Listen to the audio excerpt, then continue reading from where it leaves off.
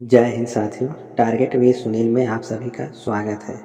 आशा करता हूं कि आप सभी स्वस्थ होंगे।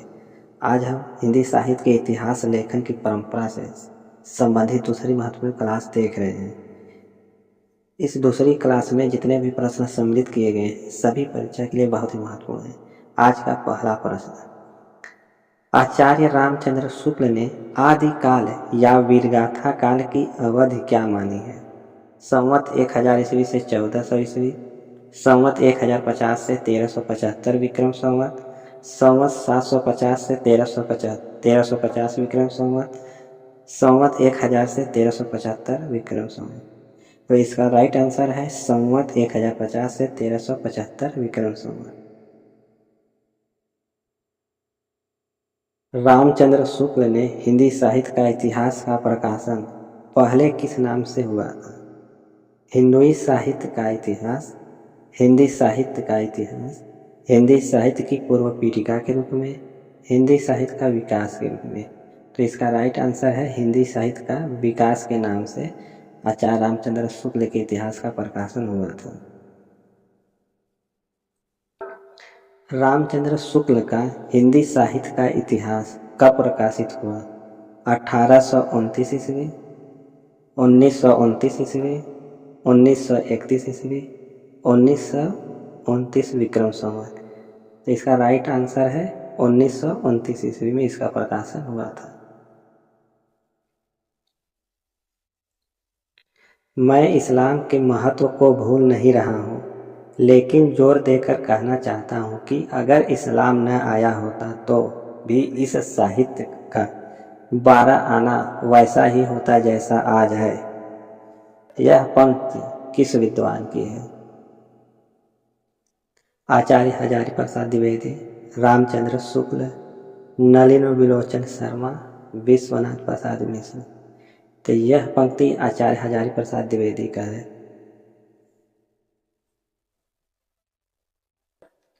संपूर्ण मध्यकाल की विभिन्न धाराओं प्रवृत्तियों को तदयुगीन मुस्लिम प्रभाव की देन के रूप में स्वीकार करने वाले विद्वान हैं आचार्य हजारी प्रसाद द्विवेदी, रामविलास शर्मा, नलिन विलोचन शर्मा, आचार्य रामचंद्र शुक्ल। तो इसका राइट आंसर है आचार्य रामचंद्र शुक्ल।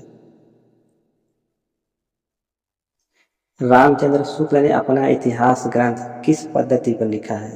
विधेयवादी पद्धति, वैज्ञानिक पद्धति, समाजशास्त्री पद्धति, वर्ण कर्मानुसार पद्धति। तो इसका राइट आंसर है विधेयवादी पद्धति। तज़किरा ए शुअराए हिंदी नामक ग्रंथ के रचनाकार कौन है?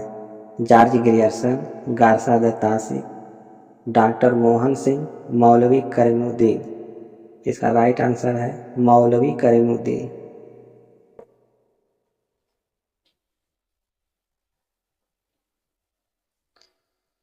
साहित्य इतिहास लेखन के समय साहित्य के अंतर्गत सम्मिलित किया जाना चाहिए धार्मिक साहित्य, रस साहित्य और ज्ञानात्मक साहित्य, लोक साहित्य, आध्यात्मिक साहित्य। इसका राइट आंसर है रस साहित्य और ज्ञानात्मक साहित्य। हिंदी साहित्य की भूमिका किसकी रचना है? मित्रों, यह नेट 2003 में पूछा गया प्रश्न है। वह बहुत ही महत्वपूर्ण प्रश्न है। इसका राइट आंसर होगा हजारी प्रसाद द्विवेदी।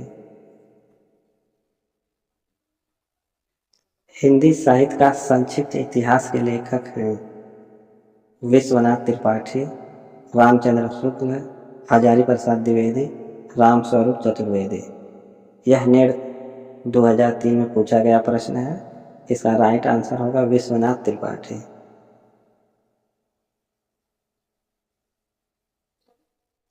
हिंदी साहित्य का दूसरा इतिहास किसकी कृति है? हजारी प्रसाद द्विवेदी, बच्चन सिंह, रामचंद्र शुक्ल, महावीर प्रसाद द्विवेदी।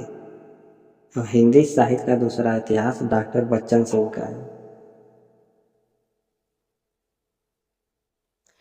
रचनाओं के रचनाकार के साथ सुमेलित कीजिए। हिंदी साहित्य का अतीत नंद दुलारे वाजपेयी, हिंदी काव्यधारा विश्वनाथ प्रसाद मिश्र, हिंदी साहित्य की कहानी राहुल सकृत्यायन, आधुनिक साहित्य प्रभाकर माचवे। तो इसे सुमेलित करना है, तो इसका राइट आंसर होगा विकल्प ग।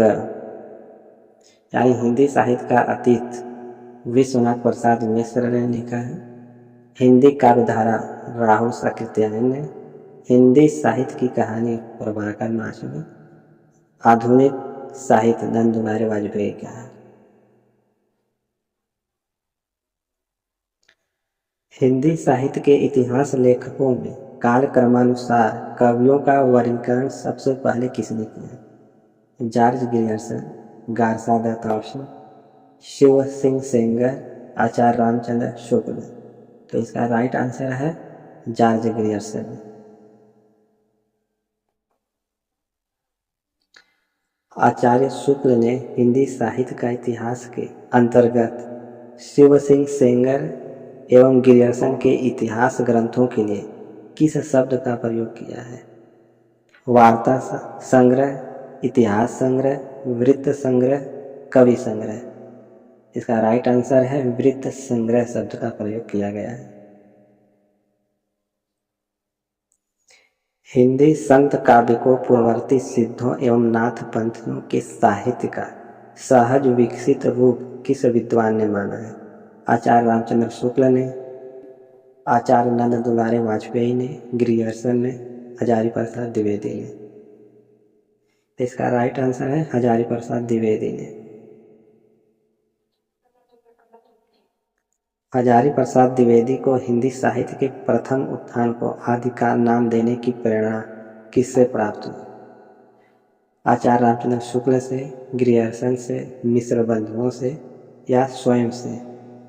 तो हजारी प्रसाद द्विवेदी को आदिकाल नाम देने की प्रेरणा आचार्य रामचंद्र शुक्ल से प्राप्त हुई। आचार्य रामचंद्र शुक्ल के इतिहास ग्रंथ में सर्वाधिक विवादास्पद कालखंड रहा भक्ति काल, गद्य काल, आदिकाल, रीतिकाल। तो इसका राइट आंसर है आदिकाल। राम कुमार वर्मा ने अपने आलोचनात्मक इतिहास में किस कालखंड के विवेचन प्रस्तुत किया है? आदिकाल, भक्तिकाल, रीतिकाल, गद्यकाल। इसका राइट आंसर है भक्तिकाल। आरंभ में साहित्य के इतिहास का अर्थ था। मित्रों, इस 4 विकल्प आपके सामने दिया है, इसका सही आंसर क्या होगा?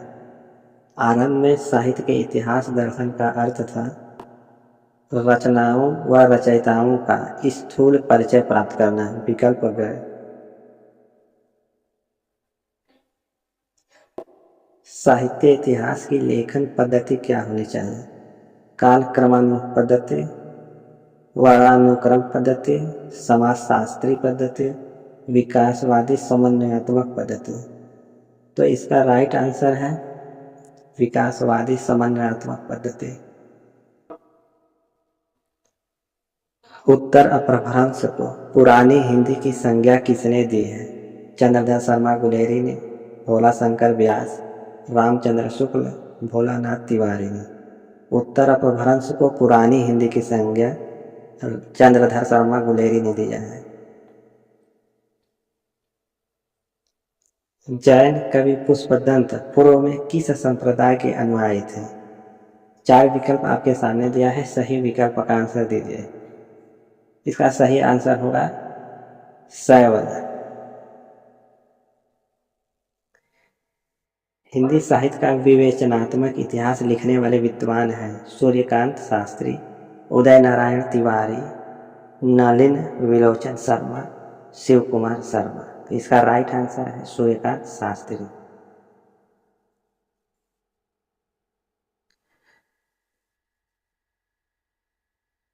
वीरगाथा काल को चारण काल की संज्ञा देने के अतिरिक्त उससे पूर्व एक संधि काल जोड़ने वाले इतिहासकार हैं रामविलास शर्मा, डॉक्टर नगेंद्र, आचार्य शुक्ल, डॉक्टर राम कुमार वर्मा। तो इसका राइट आंसर है डॉक्टर राम कुमार वर्मा। डॉक्टर राम कुमार वर्मा ने हिंदी साहित्य का आरंभ कब से स्वीकार किया है? 793 ईस्वी से, 693 ईस्वी से, 1050 ईस्वी से, 1350 ईस्वी। तो इसका राइट आंसर होगा 693 ईस्वी से हिंदी साहित्य का आरंभ किया है राम कुमार वर्मा ने।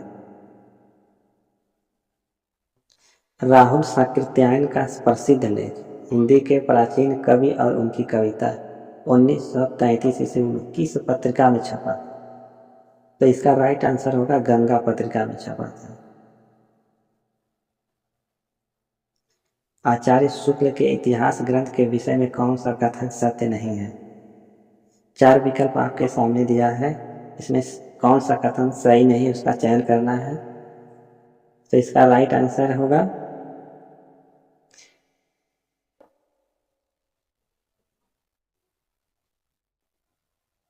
इसका राइट आंसर है साहित्यिक प्रतियों के निर्माण में परंपरा का महत्व।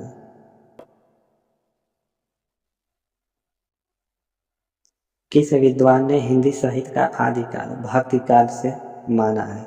आचार्य हजारी प्रसाद द्विवेदी, डॉक्टर नगेंद्र, आचार्य रामचंद्र शुक्ल, राम कुमार वर्मा। तो इसका राइट आंसर होगा आचार्य हजारी प्रसाद द्विवेदी ने। हिंदी साहित्य नामक इतिहास ग्रंथ का संपादन किसने किया है? डॉक्टर राम कुमार वर्मा ने, नानिल विलोचन शर्मा ने, डॉक्टर धीरेन्द्र वर्मा ने, वृंदावन लाल वर्मा ने। तो इसका राइट आंसर है धीरेन्द्र वर्मा ने। उत्तरी भारत की संत परंपरा नामक ग्रंथ के लेखक हैं परशुराम चतुर्वेदी, डॉक्टर मोतीलाल मेनारिया, डॉक्टर केसरी नारायण शुक्ल, टीकम सिंह तोमर। इसका राइट आंसर है परशुराम चतुर्वेदी ने उत्तरी भारत की संत परंपरा नामक ग्रंथ लिखा है। राधा वल्लभ संप्रदाय सिद्धांत और साहित्य के लेखनकर्ता कौन है? तो इसका जल्द से जल्द आंसर बताएं। इसका सही आंसर क्या होगा कि राधा वल्लभ संप्रदाय सिद्धांत और साहित्य के लेखनकर्ता कौन है? तो इसका राइट आंसर होगा विजेंद्र स्नातक।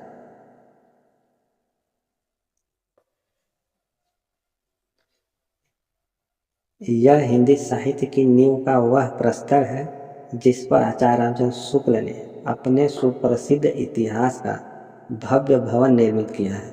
यह कथन किससे संबंधित है? यह कथन जॉर्ज ग्रियर्सन के इतिहास से संबंधित है।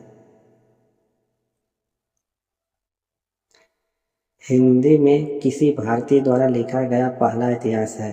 यह कथन मिस्र बंधु विनोद के संबंध में किसका है? 4 विकल्प आपके सामने दिया गया है, सही विकल्प का चयन करें। तो इसका राइट आंसर होगा सुमन राजन। हिंदी साहित्य का नया इतिहास के लेखक कौन है?